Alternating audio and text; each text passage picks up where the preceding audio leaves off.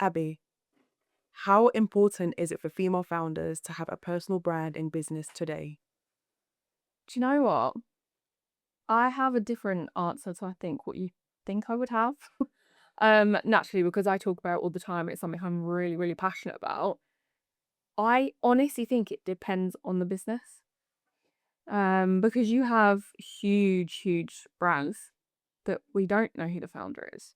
However, when you look at their marketing, their socials, the first thing you go to is their staff, their community, like a prime example I always use these as an example is Sisters and Seekers. Mhm. I have no idea who the founder is. However, I look on their TikTok and I'm obsessed, and it's the staff in the warehouse doing all the things that, I normally tell my clients to jump on and show their face and do all that, all doing all the things, but it's their staff, which is why their community is like thriving because they're bringing everyone in, but they're just like us. But again, I don't know who the founder is. But when it comes to like female founders, entrepreneurs, like single individuals or people that are the face of their brand, I think it is so, so, so important. Like I've worked with many different female founders, but over the last couple of years, I've worked a lot with people in the beauty industry. So clinics, salons, aesthetic practitioners. And that is the one thing that I've worked with them on. And I can always see a difference between the person who who really focuses on that and someone who doesn't. And then it's always them who questions like, why are we not getting enough bookings? Why are we not, getting the attention that this other clinic's getting? And I always say, well, look at the difference. Like, I think people now are starting to understand that it is important, and we're all kind of jumping on it now. But I don't think a lot of people know just how important it is because it always comes back down to that, especially when our clients come in and we look at everything. We look at their business, we look at their marketing, and there's things we can improve on in every aspect. But if you are the person in your business, if you'll face the brand, but you're hiding still, you will fall behind. It's just natural. Like it's going to happen. So, since you said it depends on the business you're in, Yeah. what is it about personal branding that made you feel like you need to teach people about it? Because of how much it's impacted my life and my business. I've always loved social media. I've always been very much online, chronically online. Um, but the I started influencing to begin with because all I knew back when I was like 18 is that I love taking photos, I love posting. And after I started working with brands, which is all fun, but the one thing that I have loved since the very beginning is community. It's always been really, really important to me.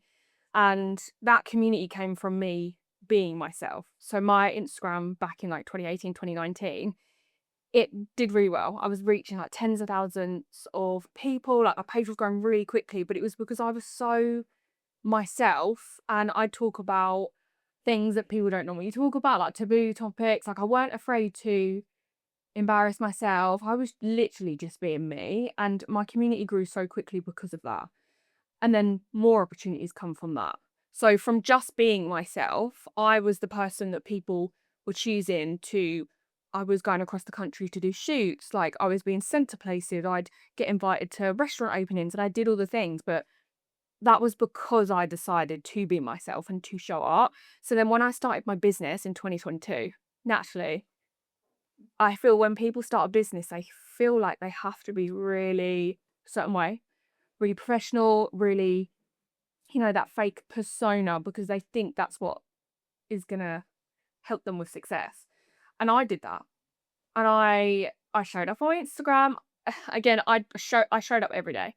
My face was on my Instagram, but I still weren't being myself. I was very much like watered myself down. And then I thought back to my experience and what I knew and everything I'd done before. And I thought, I just need to be myself. I need to let go of this. And from doing that, it was like a ripple effect. It started again. I started being myself in business. More opportunities come from like just being myself and making other people feel safe to do that also. And I say this on Instagram all the time, all throughout my marketing, all to my clients. Not being yourself is going to slow down your progress, and it's going to keep you stuck in the same loop of, why is this not working for me? Why am I burnt out? Why does this not feel right?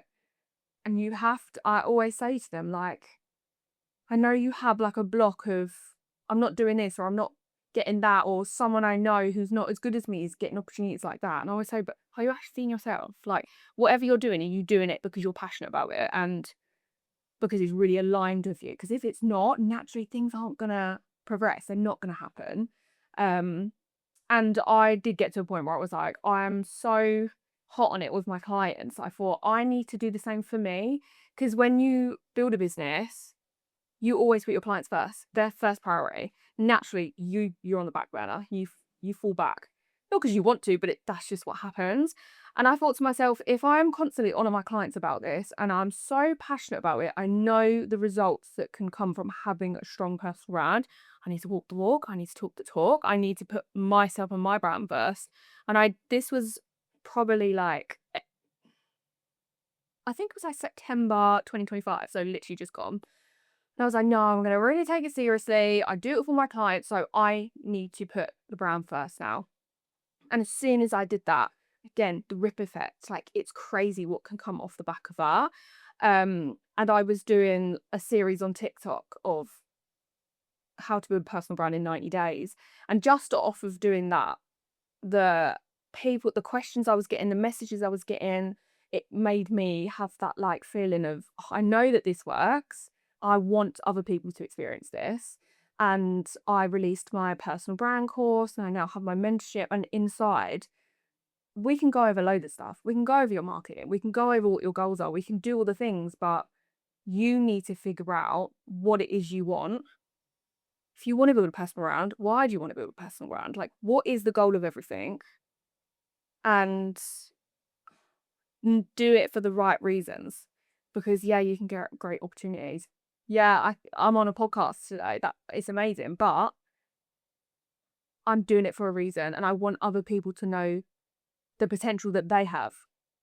I say this a lot. Like, when I did my event in February, I remember saying to people, like, I can teach you certain things that I know. I can, everything I've learned, I can give that to you. But if it's not doing it for you, just, it's not gonna work. I think there's so many aspects that comes into building a successful personal brand. What would you say are the key things that an early stage founder should look at when building their personal brand? Because they might know that they're good at this thing and they're good at that thing, but how could they bring all of those things together to build a personal brand? Document everything. Document your everything, your whole, not your whole life, because again, people have this misconception that how to personal brand means sharing your entire life. It's you. Your personal brand is you. And I think people have this thing in their head as well, where it has to be perfect, it has to be finished, it has to be done. It's not true. We're all human at the end of the day. Like, we want to be a part of something. We want to be behind the scenes. We want to be a part of the community. And I literally was saying this, I think it was last week at an event, like, I want to know what you're doing. If I'm following you on Instagram and I know that maybe you're moving into an office, or you're renovating something, or you're doing something to get to the goal, whether like whatever business you're in. So I know a lady that is renovating a clinic. I want to see that. I want to see the before, the during, the after. I want to see it all. And I say this to my clients as well. Please don't be afraid to show the messy bits of what you're doing, because that's not life. You don't decide to do something and then the next day it's done and it's perfect. Like, people are gonna relate and resonate to the messy bits of building and maybe failing. You're not growing in business because of the people you have around you. Your network is your net worth. When you're surrounded by people who have small minds and people who don't desire to build something bigger than themselves or just become the better version of themselves, you become that person as well. This is why you need this book. This book teaches you how to identify the right types of people you need beside you based on the journey you're going on, and how to seek advice from the right people who are doing better than you, how to be in environments that uplift you and encourage you to strive for greatness. If you're ready to become the better version of yourself and to grow in business, claim your copy via the link in our bio. And it's okay. I always say this as well, like, I love failing. I don't, but I do, like, because I get to learn quicker. And a lot of people do think that failing is this awful thing, and it's like, I know it can affect people in different ways, but it's the best thing that can happen in business because you learn what not to do, you get experience from it, and you really understand what it is that you want from everything you're doing. So yeah, document everything. On that topic of failing forward, Mm. I feel like a lot of entrepreneurs feel like when they're making content and it's not gaining the traction that they expected it to, Yeah. that's a complete failure for their whole business. Yeah. So let's talk about how they can identify the right content strategies to convert. Okay, so I always start with three things. The first one always being clarity. Like, why are you doing this? Something I take my clients through in anything, whether it's we need to create a content strategy for them for awareness or whatever they're doing. The first thing I always go through is who are you, like, in your business? Who actually are you? What is it that you're doing for people? Who do you want to bring in? Who is it you're actually talking to? And what do you want out of it? Because if you're not clear on that, there's no point in moving forward. Because if you don't know, your audience is definitely not going to know. And potential clients, then just not going to, it's just not going to work. So once we figure out and get them clear on all of that, I then move on to positioning. So how they position themselves through their social media. So do they want to position themselves as an expert? Are they positioning their content to attract the right client? So is their content talking to the high paying client that they want in, or the opposite? Is your content attracting hagglers who want discounts and don't want to pay in full? And then them as themselves as well, them as a founder, like, how are you positioning yourself? Are you being yourself? Are you being true to what you're posting? Who you are offline? Are you that same person online? So they're normally the three things that we go through. So clarity, positioning, and the last one, oh, I didn't say the last one. So the last one but is the buyer awareness, like the buyer journey. So this is usually the last point of, well, I mean, there's a lot of a content strategy, but buyer journey needs to talk at every angle of your audience. So are they new? Are they completely new to you? They've just become aware of you. They don't know nothing else about you. Then you've got to look at the next part. Like, okay, they're aware of you, but do they know that they have a problem? Do they know that you're the solution to that problem? You need to be talking to your audience at every aspect of this. You need to take them through that journey of they're aware, there's a problem, you're the solution, and then they're going to buy from you. They're ready to buy. So usually, yeah, we go through that. So clear on who they are, what they do, how you're positioning that, and buyer journey. And then obviously there's a lot more to it, but they're like the three things that I really focus on with my clients. And then yeah, lots else to follow, but So when looking at a conversion funnel, yes. would you say that content should be everyone's number one priority? Is there an alternative? Again, I think this depends on the business. For my business and everything that I teach, content is huge. It is everything that I work on. It's why I am where I am today with my business, with my personal brand. We have been really successful in prioritizing content, learning about content, really learning about how we consume the content and how we behave around this content.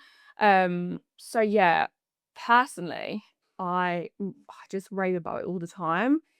If you've got a dead Instagram page, how do you expect people to find you? Don't get me wrong, I know there's other platforms, I know there's other ways of bringing leads in, but let's just say you've just started your business. Do you have the funds to run ads? Do you have the funds to have a team on board? Most of the time we don't. So if you don't, the thing that you can do is content. Get on the content. You can learn. You've got YouTube, you've got TikTok. Oh my God, the resources are everywhere. You've just got to find them. And it's just so powerful. Like, especially TikTok and Instagram are my main. I really work with my clients on Instagram, but I love how different all the platforms are and what they do and what they can do for you. So yeah, I just think if you don't have the budget, just get the content out there. I agree. I feel like in the landscape we're in today, content is very important because people are on their phones, people are prioritizing technology. That's how people are going to find you. But you said it depends on the line of business you're in. So, what businesses would you say that they don't need to prioritize content as their number one? So I think it depends on, when I say type of business, I feel like maybe the scale of the business, because a lot of big companies who can afford to not really have social media running, but then they have ads going. They've got their Google, their SEO. Like, I've worked with clients in the past. So prime example, so my beauty clients, we really focus on personal branding and content. But then we've had clients in the past who are multi-million pound construction companies. Their Instagram's dead. But some of their team are on LinkedIn, not posting massively, but they're on LinkedIn. They are in rooms. So a business like that doesn't necessarily need to be posting every single day on social media and building that community, because they've got the funds there to have a team on the back end, meeting with clients, running ads, doing all the things that not and another, say like a female founder in beauty doesn't used to do. So yeah, it really depends on the business, on the scale of the business as well. Because like I said earlier, not everyone has the budget and connections to be doing things like that. So if that is you, then content is your best angle there. What's your opinion on someone building a business brand versus their personal brand? Because I personally think that if you focus on building your personal brand more than the business's brand, your business isn't going to scale beyond you. But it also depends on the goal you have for your business at the end anyway. What's your thoughts on that? I agree, 100%, because if you, let's say you were really focusing on your personal brand and you were getting the opportunities, you were thriving, you were speaking, you were doing all the things that you want to do, but you were letting the business brand fall behind. What happens when the day comes that you're burnt out? Maybe your goal in the beginning was to build a team. What if you wanted to step back and let someone else in front? What happens then? So I do really agree on that. And it's great to build a personal brand. And I think people struggle nowadays with, do I build a personal brand or do I build my brand's brand? Um, and again, like you said, it depends on the goal. Like, what, when you're starting a business, if you know that you have that, like if you have the goal or the dreams of, I want to scale, I want help on board, I want to hire employees on board, and maybe one day take a step back, spend time with my family, not really be involved as much, then that's going to be really difficult if you really prioritize you as the brand, because people expect you, your community will expect you, everyone will expect you, and the brand naturally will just struggle behind. Um, so I think they're both so important, but you need to look at, where do you actually want to go with it? If someone focuses strictly on getting their content up there on social media, how can they find the time to focus on actually growing the business? I love that question. So when I started JA, I was working in a cafe with my partner, because me and my partner both run JA. And the whole time I kept saying, I wish I didn't have to do this job so I could go home and spend all the time I had on the business. And we were made redundant slowly, very quickly after that. So I did have all time in the world, and my time was split between getting as much content out there as possible and somehow building a business. And when I look at me, like when I was 22, trying to build this business, I did not have a clue what I was doing. So, my honest advice for anyone that was struggling between building a business, getting content out there, and just managing it all is first do everything you can to learn what you need to learn on socials, TikTok, YouTube, whatever it is, because that's what me and my partner did. We just learned as much as we could, and we got as much experience as we could as well. So we would work for clients either for free or discount right in the beginning to get ourselves out there, to get as much experience as possible. And at the end of the day, like, it is all trial and error. Like, things aren't going to go smoothly in business. Things aren't amazing all the time, but you it's you do just plod sometimes. You have to just take each day as it comes. So in the middle of like learning and building the business, I think with content, again, I wasn't very clear on what I was doing. So content naturally felt harder for me. I think if content feels really, really hard for you, you need to figure out where that block is. Because when you know who you are and what you're doing, naturally it will feel easier. It's never easier. Maybe I should have reworded that. It becomes simpler, but not easier, if that makes sense. Um, but yeah, so it's going to be hard anyway. I think in the beginning, I used to say to people a lot about batching their content. So, like, if you can split your days between growing the business, doing your client work, doing everything that you're doing, even in the beginning, if you don't have clients, you're just building a business, like, split it up. So, I think most days we are going to be building the business, working on it, and doing all the things. But then I would set aside a day that you can focus on content. So whether that's researching content in your industry and what you're doing, what's performing well, but then really think about what it is that you want to do anyway. Like, why do you want to post content? What is the goal here? Do you need clients, or is it awareness? Do you just, want to put your name out there? And once you figure out what you want to do, who you are, and you start making all that content, I think, again, something I would say as well is just be careful of the noise that's out there as well. Because a lot of people will say, batch all of this content, schedule all of this content, do it all in one day, just do everything you can all in a specific time. But I think we're all so different. We all learn differently, we all cope differently. And I think some days my best content is where I just do it just comes out. Like, I didn't spend all day sat at my desk thinking about content, batching it or drafting it for the next 2 to 4 weeks, because sometimes we can't do that. Some people who are starting a business might have a job, so they might not actually have a lot of time to sit and batch everything. I think if you can, like I basically say to people, if you can batch, I mean, try and do it. This is the thing, you have to find what is working for you and what's actually sustainable. Because I think whether it's content, marketing, whatever you're doing, as long as you can actually do it in a sustainable, then that's what's going to make you consistent.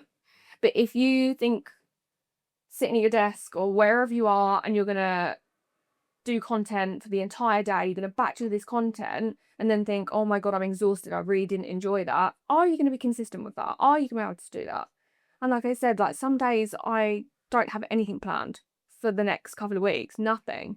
And I just let what comes off the top of my head, and that's always the best content that goes out there. But I do have a plan behind that. Obviously, because I am in marketing and I teach my clients all of this, I know what I need to post, so it will be easier for me. But it is going to be hard for someone to create content and juggle everything if they don't have a plan and they don't know how to build a strategy. So I do, like, what's the word I'm looking for? Like, sympathize with people because it is hard. But again, that's why I just say like TikTok, YouTube, there will be someone on there teaching you how to create a strategy. So you need to find all the resources you can to make your life a little bit easier and to get those plans in place to be like, I can do some content now. I'm going to spend the rest of the day doing the business because that's what I need to do. So I think all of that, after I've just rambled everything, the best advice would just be find what works for you. 100%. She got to be sustainable. One thing I found interesting about your mentorship program is that you teach people about cell system. Let's talk about what that actually is. So it sounds scarier than it is. It's really simple. We basically just dive into the client's business and we look at their entire journey, their entire client journey. So we start with all of their systems, all the platforms they're using, how are they onboarding clients, even before onboarding. How are you getting those clients in? So then we look at content. We look at, have they got a funnel in place? We look at literally everything down to their messaging. So actual messages, sorry. So their DMs. How are they handling DMs? How are they speaking to potential leads? Like we really dive into everything, like free downloads, email marketing, content strategy, their personal brand, everything. We take them through the whole journey. So we have our mentorship clients for 12 weeks. And in those 12 weeks, we always start at the beginning, like I said earlier, clarity. Like, who are you? What you do? Everything down to I take them through, like I get them to fill out their life story. So we can really understand why they're in business for starters. What are they doing? And then once we go through all of that, we then go through their content. We teach them how to sell without feeling icky, because that is such a huge thing nowadays. Like selling can feel so uncomfortable. But again, it all boils down to what you hear, all the noise on social media, like people telling you to do so many things that doesn't feel right to you and feels uncomfortable. So something that we go through with our clients as well is like really understanding who you are as a person and how to actually put that into your business and how you can make selling and building so much more you. I think that's something I really focus on is them. So yeah, we just take it's the whole journey from start, and I won't even say to finish because you don't finish, do you? Like it is a continuous journey. Things change. There's stuff that we work on with our clients that we go through that can change. People change. And yeah. I love talking about sales because I feel like without sales, you don't have a business unless you're doing a nonprofit. What would you say are the main bottlenecks that can stop a business from making money? I think looking at my audience, so looking at I help female founders, and something that comes up time and time and again is blocks, and it's them. So the block, like they stop themselves from selling, but they don't think it's them to begin with. Like they always, I have clients come to me, I can't sell, I can't do this, I can't do that. And I always work with them on blocks and figuring out, well, what's the block? Like, why are we not selling? Because I know it can feel icky, but it doesn't mean it is icky. Like, you've got that block in your head. And a lot of the times it is mindset, it's confidence. There's a lot of things that I deal with my clients. And I do think we are one of the problems, even though we don't mean to be. It is just like a lack of knowledge and a lack of like knowing. Like we know that there's a problem, but it's figuring out how to understand what that block is and how to come away from that to then allow things to be much easier. See, I would say one bottleneck would be not knowing what gap you're filling in the market. I've Mm. spoken to a lot of female founders who want to grow their own businesses, but they focus so much on what they're passionate about and Mm. what they care about, but the market doesn't give a fuck about what you care about. Literally. The market cares about what you can do for them. Mm. What would you say about that? Yes, I definitely, it's so true. Like when you start a business, you can't just start it because you like it. And there's no plan around that. Like again, something I do go through with clients is market research. Like one of my clients recently, I made her go through market research. So basically, I got her to look at her industry and look at her competitors and look at what is missing. And even with when I sat there with her and we looked through pricings and offers and like their services, and straight away I was like, this is missing. There's a gap here. There's why is this not a thing? And that was something that she could really hone in on. Um, because like I said, yeah, it's all nice to be like, oh, I want to be a business owner. I want to do this because I like it. But if there is no space for it, you're gonna struggle.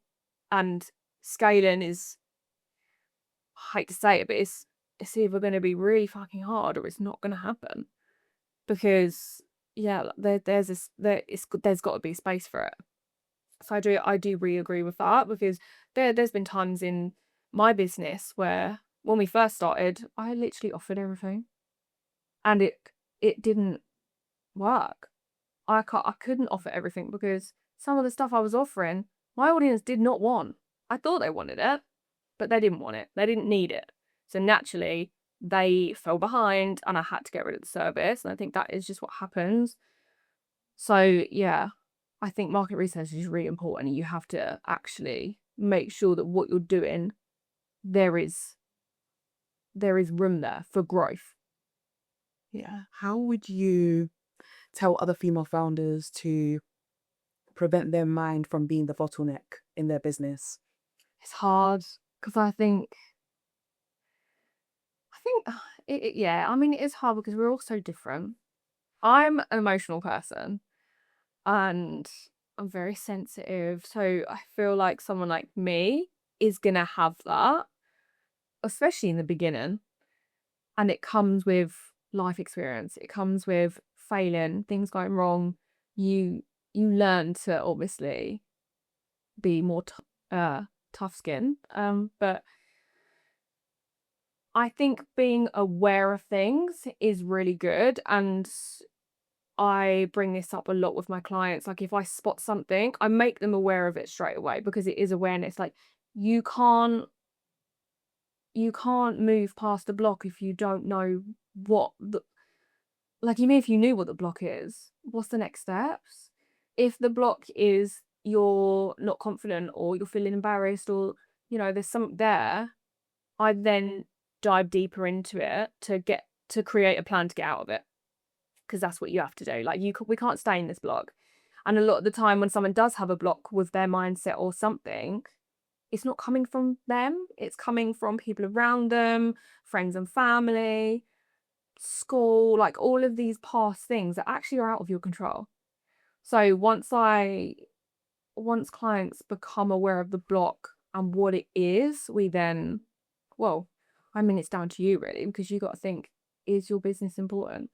What's more important, that block and keeping you stuck, or not giving a fucking scale in the business? I'm very empathetic and I am very like I am an emotional person, so I get it. But then there does come a point where you have to be like, okay, this is the problem. What are you gonna do about it now? Because you have choices. So it's like you sit in those feelings and then what? Next step, we move. Mhm. What's your definition of a scalable business? I would say something that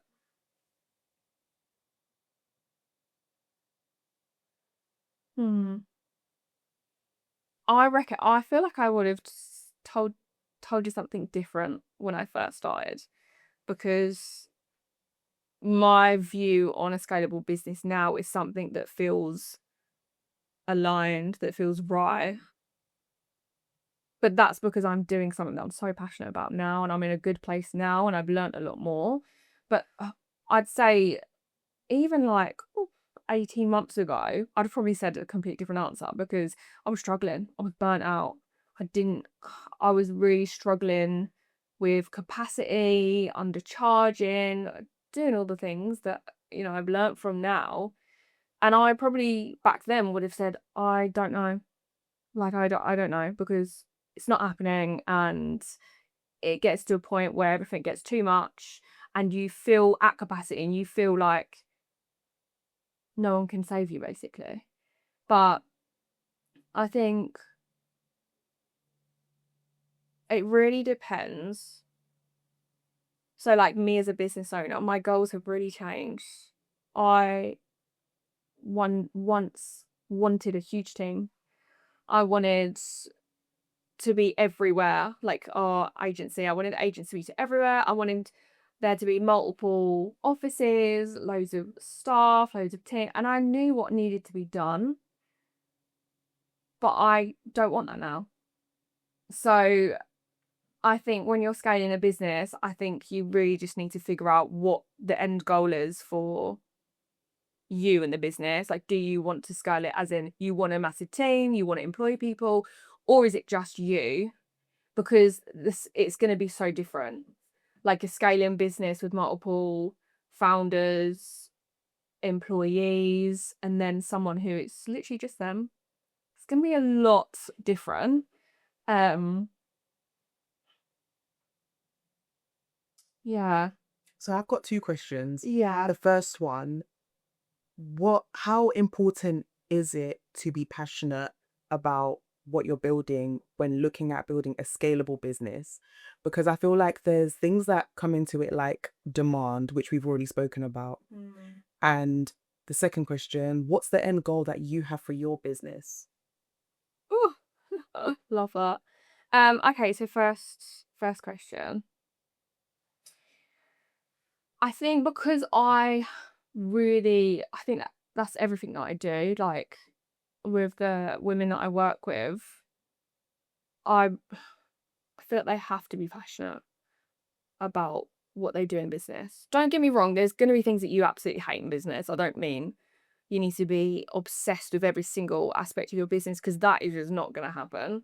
Um, but let's take me for an example. So I am so passionate about the women that I work with and the work that I do with them inside the mentorship, building personal brands. Like that's something I'm so passionate about. And a few years ago, I wasn't prioritizing that, which was why I was so unhappy. I was building this agency and I wanted to build the agency as a management agency. So we were running businesses, social media, we were doing all the shoots. And I was so unhappy because I wasn't doing what I actually wanted to do. And the same as my partner, like he hated it. And it just got to the point where the business was not growing. It was not scaling because we were unhappy and we were doing something that just wasn't sustainable for us as individuals. Um, and I decided last year, well, it was actually like a year in the making. I thought, no, I'm gonna start going down the route of what actually lights me up. And even since then, like the business has changed dramatically. Like from not offering social media management anymore. I'm focusing just on the mentorship and my partner really delving into the things that he loves. The business has grown. Like we are securing the biggest projects that we've ever secured because we have that passion behind it and it's something that actually aligns with us as people. Um, but again, we're not looking to scale to huge agency with employees. So because it is just us two, I can scale in my area I can outsource people. I would always recommend this. Delegate as much as you can Definitely. because you will burn out and you will literally hate your life and you'll start to hate the business. But it's not that you hate the business, it's that you just can't cope. And then you start to forget why you did it in the first place. So I think you really have to put things in order of like, okay, I want to scale in this department. Let's say some of your services that you want to scale. Let's just say social media management. So I was running so many businesses pages and I got so burnt out and I was like, I can't cope anymore. But because I was undercharging, I couldn't outsource. I was at full capacity. I couldn't bring anyone else on. So then I learned, like, I got mentors. I started charging my worth. Like, I charged enough so I could outsource and I could get the help. But again, I wasn't passionate about it. So even though we scaled and I brought people on, I still weren't happy. So then naturally we downscaled again. So you really have to figure out what you want to do. I think this is why I feel like I go on about being passionate about what you do, because your mental health is so important and building a business is so hard.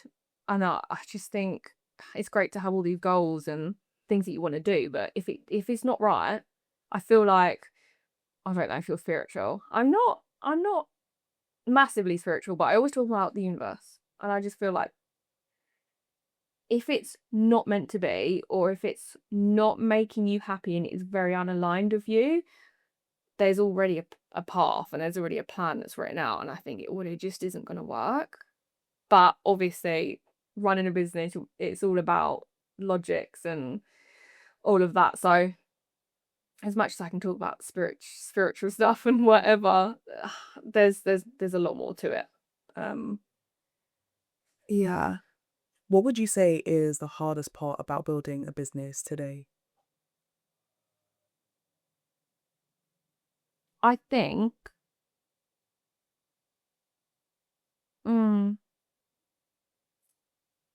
I feel like I could answer a few things about this, but probably it would be having a plan, like having an actual solid plan that you know is going to work, and being sure of yourself. Interesting. Because I've been through this, like the person I was when I first started the business, I could have written out a 5-year plan. Nothing has gone to plan. Nothing has happened in life that is what I wrote down. But I'm so glad, because I don't want anything that I wrote down back then. And even now, my plan in business has drastically changed. And yeah, I think being sure of myself, or really understanding who you are, because I have changed massively as a person. I'm still, I mean, we all still figure out who we are, but things change, people change, you change, and what you think you want might not be what you want even in 6 months' time. So I think always have a plan, but understand that it's going to change. I agree. I was literally watching a podcast before I came here, and the founder was talking about how lazy founders win in comparison to hardworking founders. Yeah. I feel like hardworking founders have this habit of creating this big, complicated plan. Yeah. And I personally feel like if you're going to make a business plan, Mm. make it around your revenue goal that you're trying to hit. That's it. Yeah. Don't, put your business model in there. I'm going to put this. Yeah. Don't be too specific. Yeah. Just base it on the money that you're trying to make. Yeah, me and my partner were literally having this conversation in our office the other day, because I was having an absolute meltdown and I was like, like, business is changing soon and there's a lot going on in my life, and I just got overwhelmed and thought, I need a plan, I need to do this, I need to do that. And my partner is the complete opposite to me. He's so chill, he's so laid back, and he literally was like, Abbie, no one has it figured out. No one has a plan. Well, we do, but it's not gonna be set in stone. Because he was like, you can sit here right now and write out a plan. What is that gonna do?